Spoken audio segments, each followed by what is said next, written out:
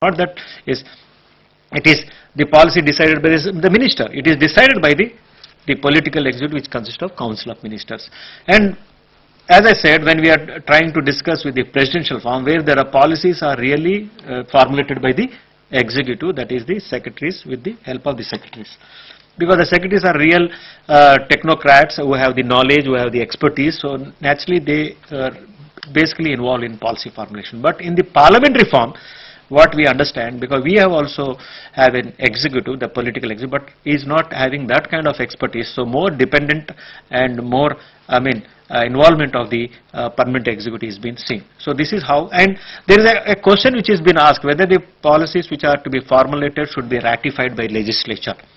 In any parliamentary democracy, it is the prerogative of the political executive, because the party which comes to power forms the government, and it is understood that the political executive who formulate the policy has the consent of the legislature. Because in a parliamentary democracy, the party which comes to power, that is the party which has the majority in the legislature, forms the government.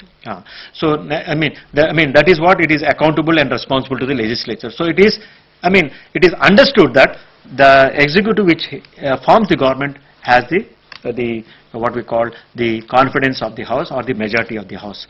So all policies need not be ratified or be endorsed by legislature. Only policies, some legal legislations are required, that goes to the, what we understand, to the legislature. That means to give effect to the policy. Yeah, certain enactments are required. It's not that every program needs. So, but the legislature is nothing but the people's assembly. So there will be a discussion and there will be no vote for any, because it's understood that it is the party has the, only the financial aspect, that is the budget, which has to go and which has to be voted out.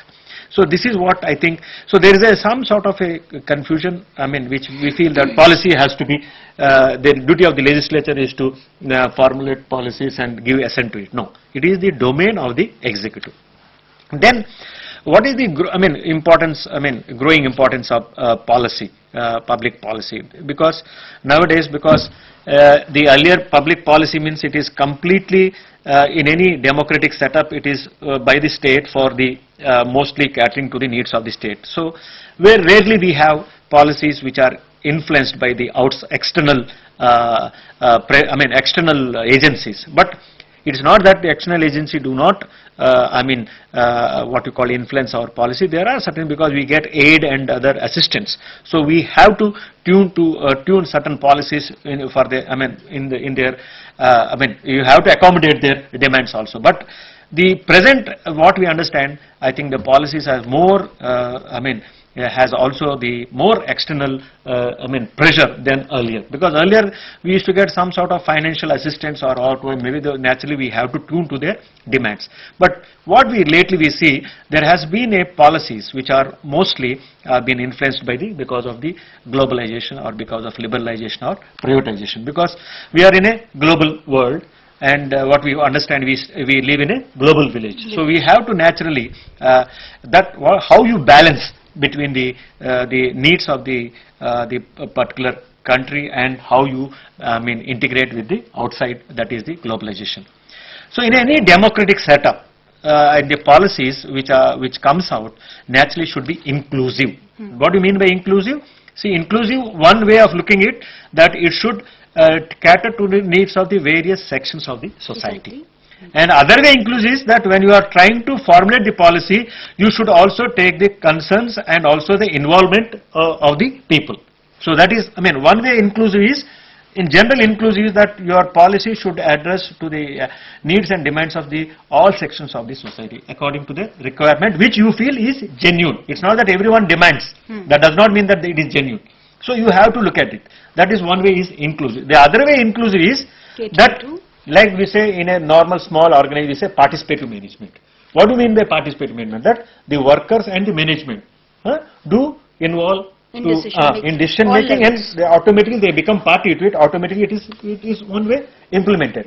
So what we understand is that in the same manner, in the context, what we understand when you say inclusive, it is more towards the that now we feel that there has to be the involvement of the people who are the recipients. And So also they, the environment. yeah, environment. Environment. But that is mean that every level the people can be involved. And what is the role of the legislature, which is also, I mean, it is representing the people. So wherever we feel that we can involve, it's not that in a defense policy you cannot have people's involvement, because defense policy is something different which need, I mean, so wherever policies which are really, I mean, having the addressing the people where they can be involved, like you have Gram Sabha, as you said last session, that in Gram Sabha they can decide about their activities or the development which are concerned within the local area, which affects them, where they have the space and scope.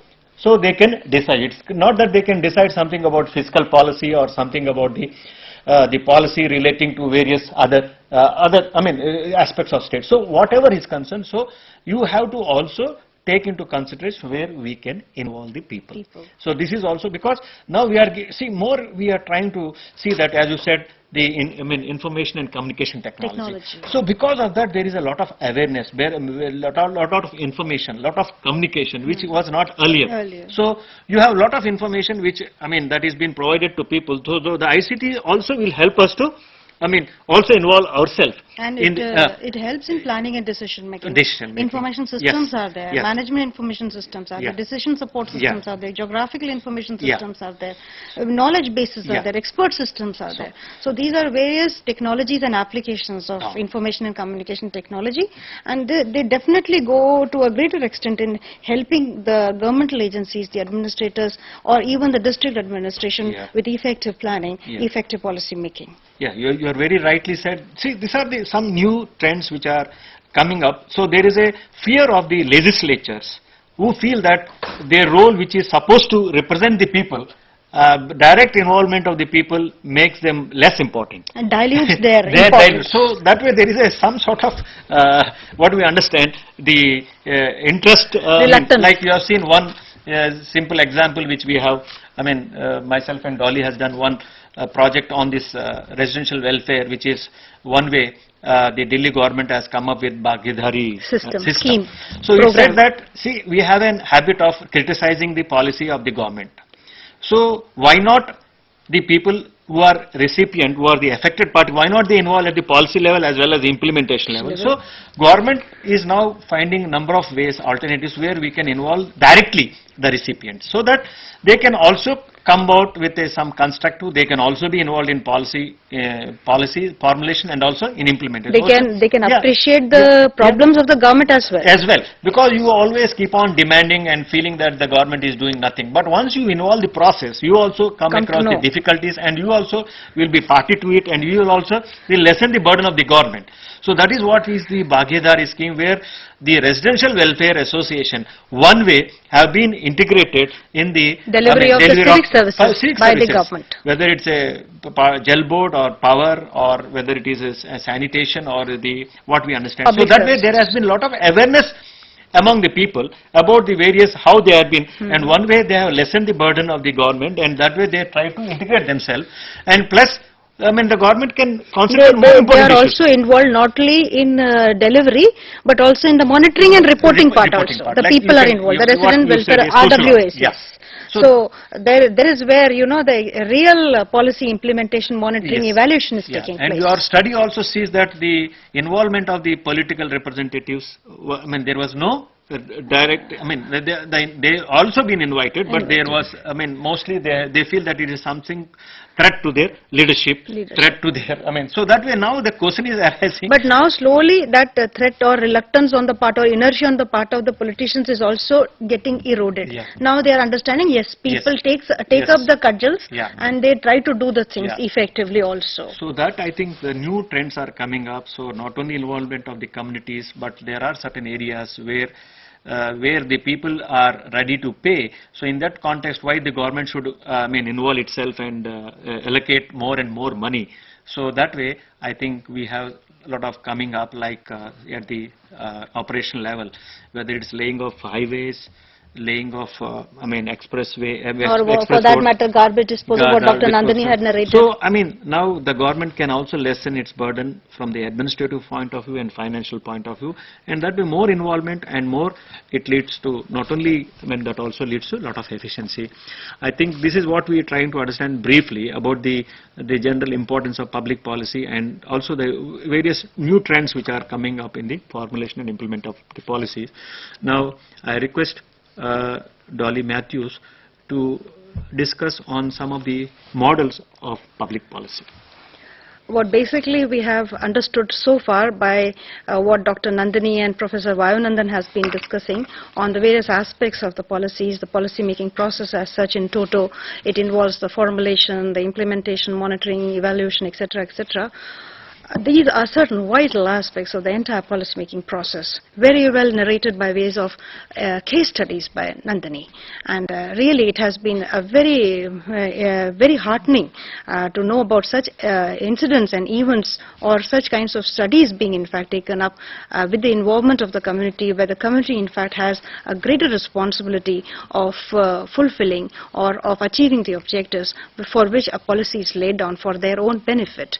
Now we in fact see that there are what we said about the vital aspects of a policy. Another vital aspect based on the policy is on which all these aspects rest upon. That is a policy framework.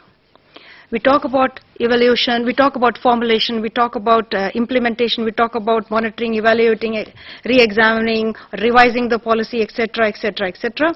But all these vital aspects of the policy making process, of the policy cycle, requires a supportive base, a framework, a theoretical construct, which is known as the policy framework, which is the most important aspect in the entire policy making process, because all the aspects or the phases of a policy cycle rest upon this framework, rest upon this theoretical construct, rest upon this supportive base.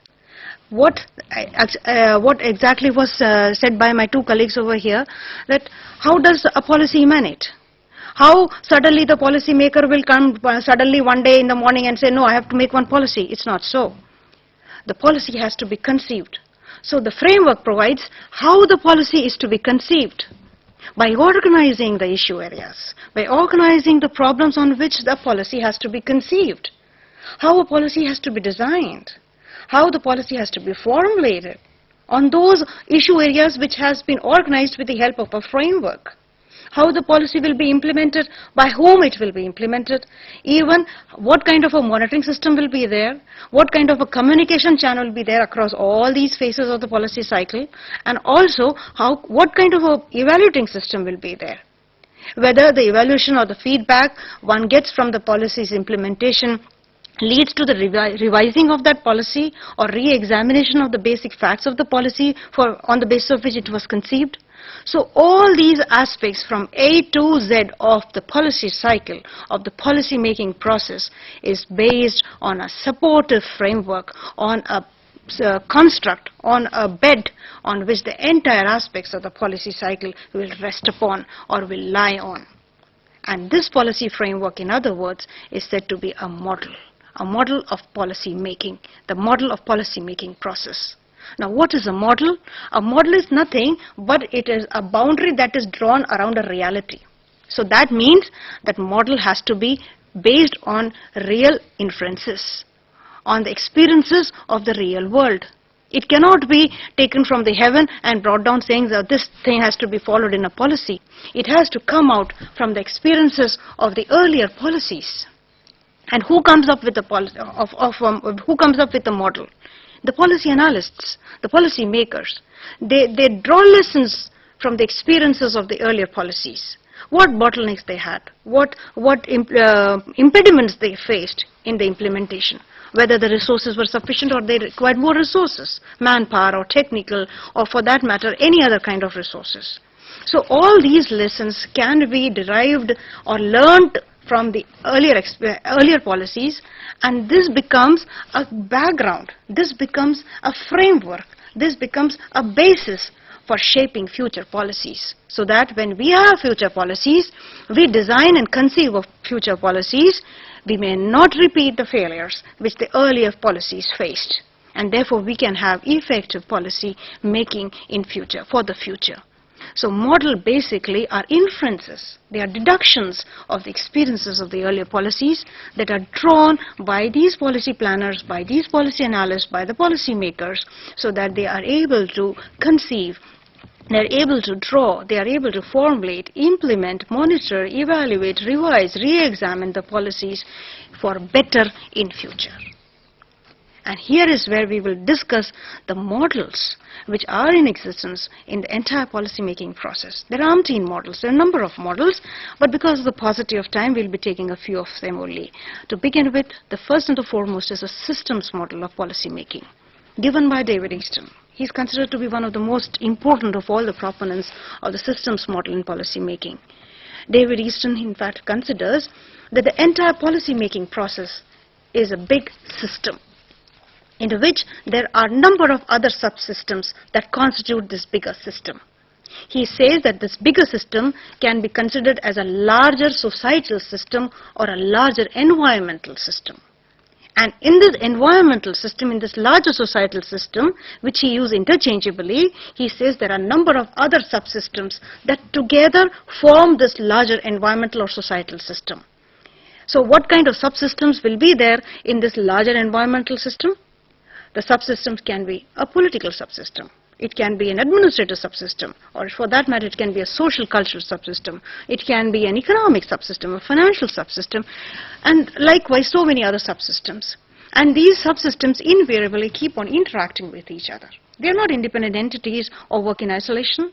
They interact, and in this process of interacting, one subsystem will interact with the other, or maybe one interacts with all other subsystems that are there in the environmental system, the larger environmental system. And likewise, they not only interact with each other, they also interact with the environment. They keep on responding to the changes that is happening in the environment. For instance, if we say, earlier it was a very traditional way of delivering goods to the people, that is government to the people. But with the coming of globalization, the entire scenario has changed. So what all changes have been coming in the global environment necessarily have to be adopted by the organization within that environment, the subsystems within that environment. They have to respond to the changes that have taken place in the environment, or that are continuously taking place. So the subsystems need to respond to the changes that are taking place in the environment, and in this process of responding, in this process of interacting with each other as well as with the environment, they influence each other, and in turn gets influenced also. So if one subsystem has some need, has some requirement, then it impinges upon the other subsystem to help it out to fulfill that need or demand.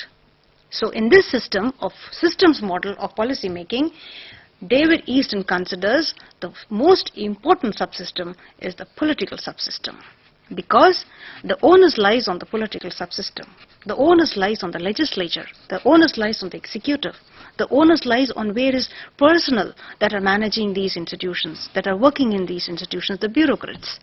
The political subsystem, because of these vital components of legislature, executive, bureaucracy, etc., and even for that matter the judiciary, which interprets as well as give directives to the government, political subsystem becomes very vital for all other subsystems to fulfill their demands, to fulfill their needs. And here is where David Easton says that he can, in fact, where he says that the entire environmental subsystems, the subsystems that constitute the environment, where the significant one is the political subsystem, all the other subsystems send inputs. Inputs means the demands, the needs, the requirements to the political subsystem, so that the political subsystem processes those demands and come out with policies to be implemented for the benefits of the respective subsystems. For example, if there is a need for looking into the health of the rural women, and that is an area which really requires some kind of policy, then the health sector or the health subsystem will impress upon or make a claim upon the political subsystem to come out with a respective policy pertaining to the health of women of rural areas. And therefore, the onus lies on the political system to convert that demand of the health sector into a concerned policy, into a respective policy, so that the benefit reaches to the targeted groups. So likewise, the economic subsystem can impinge upon the political system, the political subsystem, to come out with a policy on agriculture, or for that matter, the 5-year plans. All are done by the political subsystem, and therefore here the political subsystem becomes very important in the entire systems model of policy making. Apart from the inputs, apart from having the demands from the other subsystems in the environment, there is also one more component to the input. Apart from demand, there is also a support that is required by the political subsystem from the other subsystems of the environment. Unless and until the other subsystems give the support to the political subsystem cannot fulfill your demands. I want a road in my colony, in my area, but I'm not ready to pay the taxes. No, I have to pay because I need to give resources to the government to come up with infrastructure for my own benefit. I have to abide by the rules, I have to abide by the laws, the regulations that come up, that are brought down by the legislature, gets the approval of the legislature, and I have to abide by it. Otherwise, I may in fact get some kind of a punishment or a penalty which the government is authorized to do, the political subsystem is authorized to do. So the input in fact has not only the demand from the various subsystems going to the political subsystems for policy making, but also the support that is to be given by the subsystems, all other subsystems, to the political subsystems, so that the demands can be met effectually. Who makes these demands into policies? The political subsystem have institutions, as I mentioned, and all of us have mentioned so far, the legislature, the executive, the person like bureaucracy, the judiciary. They all are vital institutions which in fact in the political subsystem which process these demands, that is these inputs, these supports, and come out with policies, that is the policy outputs or the public policies which in fact give effect to the demands that have been generated from the subsystems. And here is where he also put the authoritative value allocations to the policy. What does one mean by authoritative value allocations? Mean that because it comes up with the approval of the legislature, with the executive, as Dr. Vaidyanathan has said about policies, which only requires executive to take to formulate them. So when we say it comes from the legislature, it comes from the executive, automatically it gets the constitution or legal validity. The authority is there in that policy, and therefore it becomes a public policy. It has an authority, it has to be implemented, it has to be obeyed, and everybody will have an access to it. It may not be pertaining to a particular section or catering to a particular interest. It has to be universal, everybody to universally access it. He adds one important point lastly to the entire systems model, is that once the inputs in the form of demand and support goes from the environmental subsystems to the political subsystem churns it, processes it by ways of institutions and persons, and come up with policies to be sent back to the society. But how does the political subsystem come to know whether the policies have been effectual? That is by way of the feedback loop. The feedback comes again from the society, from the various subsystems who have been benefiting from that policy, whether that policy was really benefiting them. Sometimes even this feedback helps the political system, the political subsystem, to know whether the demands were met or whether the new demands and supports have come up, and even it affects the character of the political system. The way the political system now will be operating may be different from the earlier. So it affects somewhere the character of the political system, but feedback, as such David Easton considers, is very important in the sense it provides a very suitable environment for future policy making.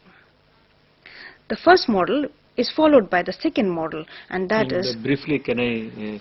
I think you have rightly said that, all the demands which comes to the political system, I think that is been taken in toto, or the political system has a process whether the demands are genuine or not. Yes. That process is also there. Yes, the process is very much there. All things that is in fact taken may not be taken at a straight jacket. Yeah, the kind of siphoning, the kind of filtering is there. The system is political system. Yes, and even the parliament is there. Yes. So the parliament, so, the MPs are there. Said, yes. the legislature all debate and discuss. Then only transform. What all policies have to be made are elaborately discussed at the executive level. And much of the data and planning commission does that kind of a work of planning. So it's not something taken straight jacket, but it is all, the policy is always is there with so much of amount of discussion, debate, research. And especially at the planning commission level, where we have advisors and all in respective areas where they collect so much of information and data, and there is where we conceive a plan, a policy is made. And the second aspect which you said about the feedback, such a feedback by feedback, the political system also knows whether the policies or the whatever the which has come out. That is why it affects the character of the political system. Plus also it also allows the political system also reorganize whether whether we are effective in the process. It's not only the feedback which provides that whether they have received, but it also helps them to reorganize. And that is why it is said that feedback not only tells what kind of demands have been met, but also it helps them in changing themselves, in reinventing or even examining themselves. So that is what is meant by saying it affects the character of the political system. Right? So that is where feedback is very important component in this entire system approach is more relevant today? Yeah, it is. It is relevant because somewhere for certain policies, system model is the best. But there are different models for different kinds of situations, for different kinds of policies, for different kinds of target groups. The second model after the systems model is the institutional model. Why we say it as institutional is because the institutions play a very important role in deciding the policy content. Never a study has been taken where the relationship between the institutions and the policy content or policy making was studied in a systematic fashion. It was never preceded with a systematic inquiry into the kind of relationship the institutions have in policy making. As said earlier by Professor Vayanandan, what gives the authority to a policy to become public? The government's role in its very formulation and implementation, which gives that word public to a policy. So public policy is where the government is involved in every act of making the policy, in implementing the policy, in all aspects of the policy making process. So when the government is involved, when the parliament is involved, when the legislature is involved, when the executive is involved, the judiciary is involved, automatically it has an authority.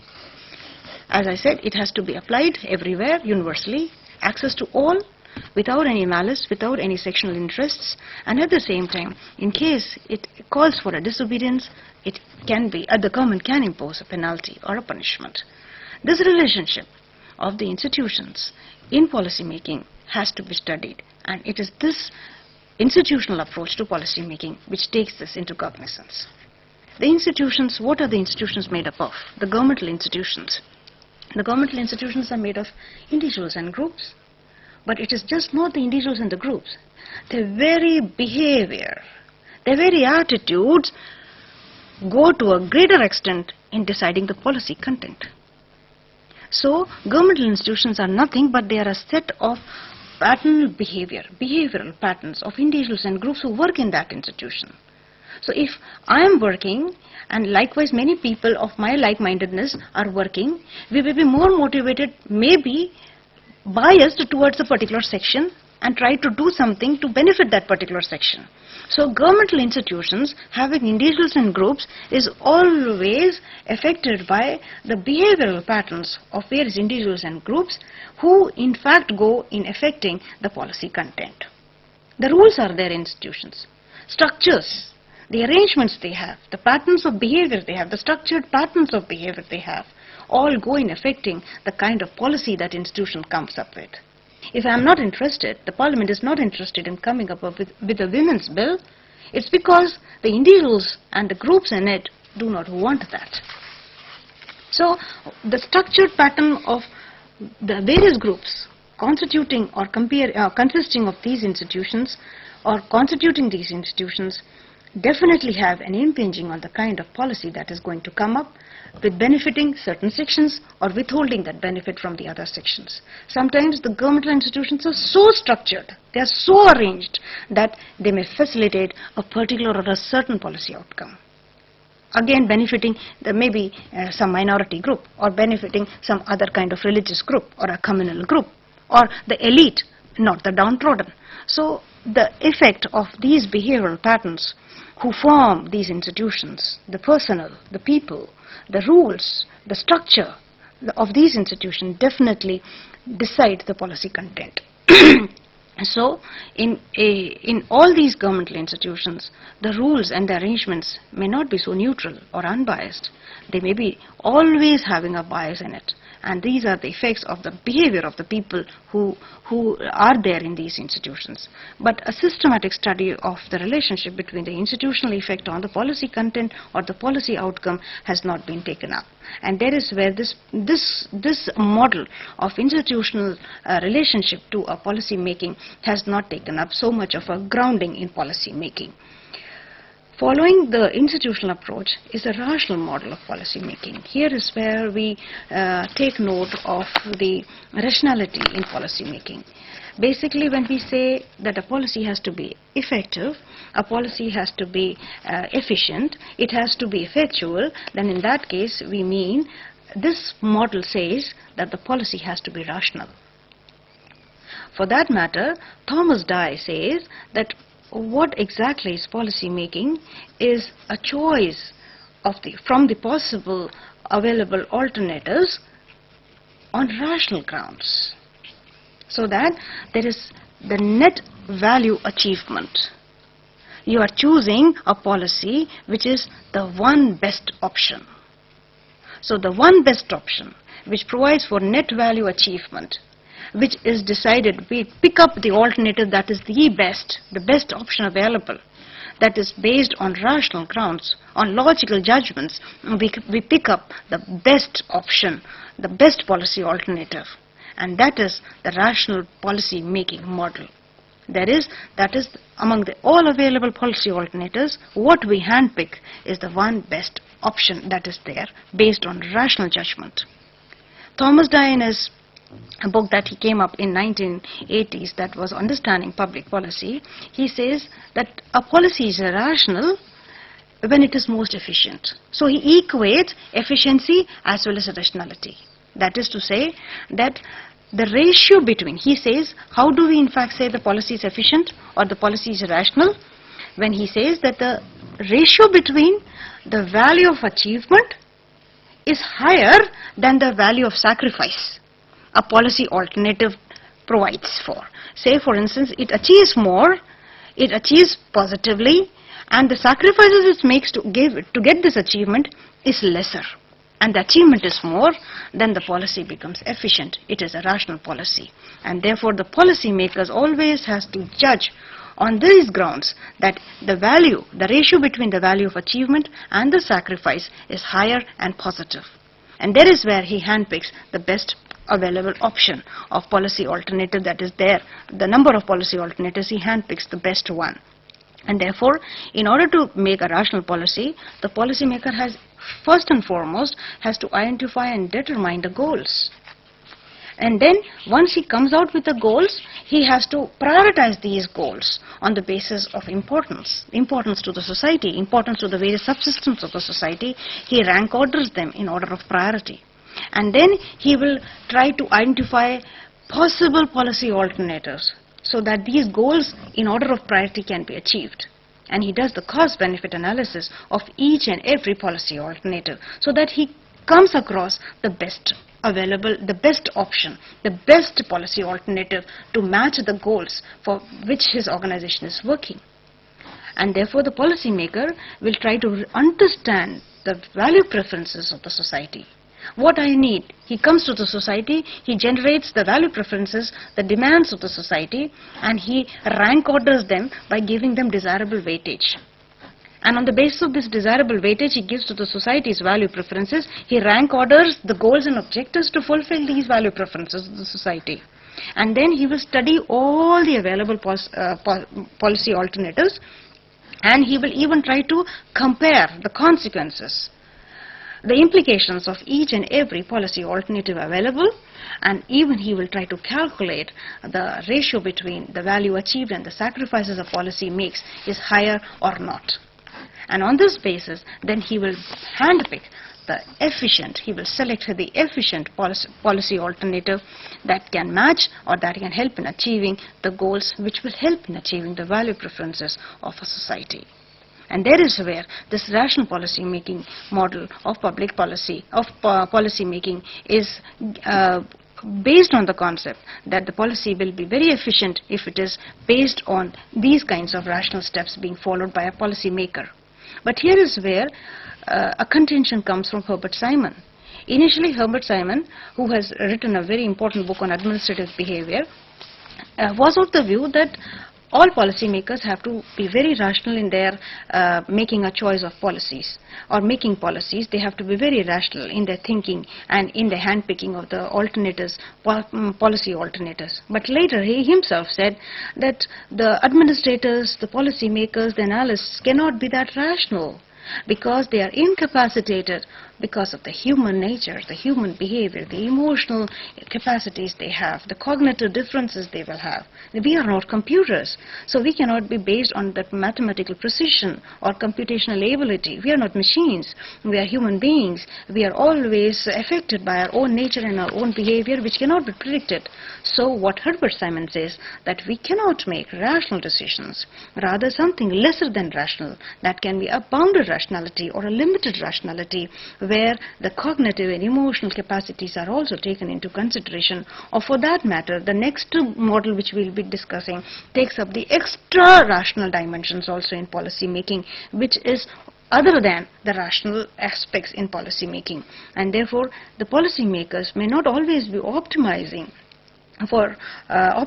decisions, but they will not be always going for optimizing decisions, but they will be having a satisfying approach towards making policies. That is, they will be very well contented with a good decision which may be lesser than a rational one, because it will be a good decision in the sense it will have well-defined policy goals, and there will be a necessary authority to coordinate the action to give effect to these goals. So therefore, they will be well contented with a good decision which will be lesser than what is a rational decision making, because what Herbert Simon says is that policy makers may not go in for that perfect level of studying all the policy alternatives and coming out to the one best option, because the one best option is never available.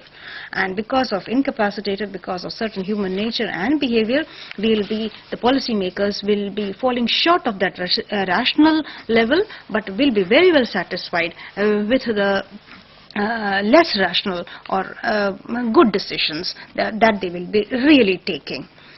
Then we come to the one more significant model in policy making, is that of incremental approach given by Charles Lindblom. He comes up with a very wonderful work in 1959, and that is the science of muddling through. He says that nothing can be purely rational. Why? Because nobody has that time. Nobody has the intelligence. Nobody is a computer to come out with effective or one best option, to come out with a policy alternative that will be giving effect to the needs of the society. And also he says that what the purely rationalist thinkers or scholars in fact think of starting from the roots, that is, any time a fresh policy is required, you have to again go to the roots and dig and come out with a new policy. He doesn't go by this theory. He says that instead of going to the roots again, we can have successive limited comparisons. That is, we can, instead of going to the roots of the tree to start afresh with any policy, we can start very well and continue from the branches itself. So that what Charles Lindblom mean is that we can in fact make continuous comparisons of the existing policy, and what all problems are there in the present policy can be rectified time to time and step by step, and the same policy can continue with modifications, with revisions and with alterations. So we need not go and bring a new policy. Same policy can be continued. So we can build out of that continuity, build out of that situation, and with alterations, rectifications, with improvement measures, we can cover those gaps in the policy and we can let that policy move along and give effect to the objectives for which it has been made.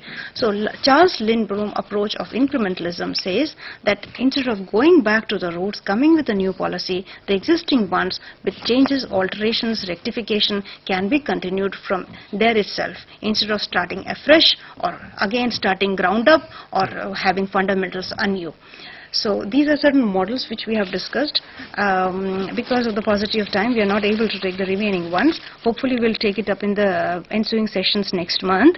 And for time being, I think our learners would have definitely benefited by today's discussions on the various aspects of policy and policy models, and hope we get some kind of a response from them next time. Thank you. Thank you, Dolly. I think you have very detailedly talked about the various models of the public policy, starting with the systems model of the you talked about system, about the David Easton, that entire society is a system. Within that you have various subsystems. So one of the very important subsystem is the political subsystem, where you try to say that all the demands and needs are being taken over by this subsystem and try to translate because it has its own institutions like legislature and other things which try to look at, debate and discuss and come out. And the other model which you talked about, the institutional model, I think that also which had not been relation. So I hope the students had good inputs in regard to the introduction to the public policy. So we hope in the next session we will be morely concentrating on the policy implementation. Thank you.